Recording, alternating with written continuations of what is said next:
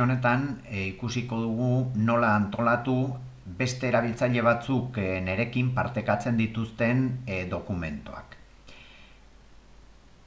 Nirekin partekatutakoak etiketa honetan ikus ditzazket nerekin partekatu dituzten artxiboak eta karpetak, beste erabiltzaile batzuk partekatu dituzten artxiboak eta karpetak.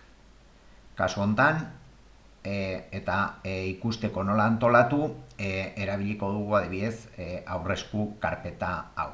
Aldez aurretik gauza bat komentatu edo aholku txiki bat emanen dizuet. Nirekin partekatutakoak etiketa honetan ezin ditut beste karpeta batzuk hemen bertan egin, eta beraz ezin ditut elementu horiek etiketa honen barrenean antolatu.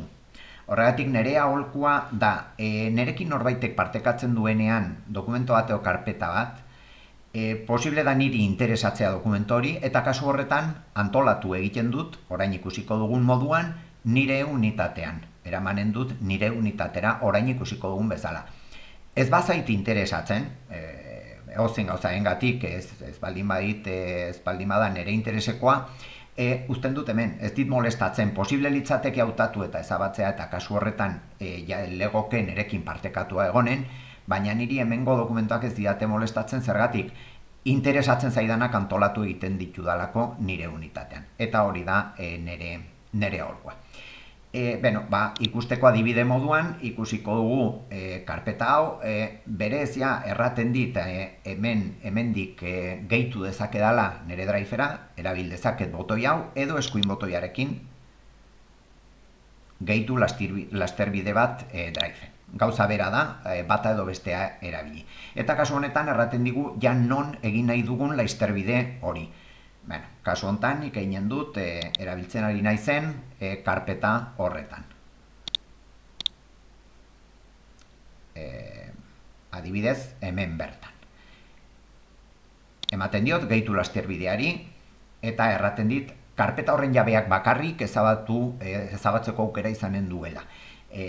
Kasu honetan jabea ni naiz, baina berdin da.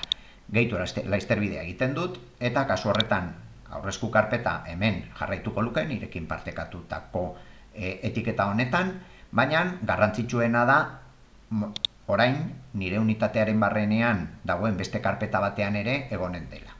Izardunetatik iritsiko naiz bertara, eta ikusten dugu hemen dagoela lasterbidea. Lasterbide bat denez, karpeta hau noski ez da neria, jarraitzen du izaten bere jabearena, baina nik hemendik erabil dezaket, iritsi naiteke karpeta honetara.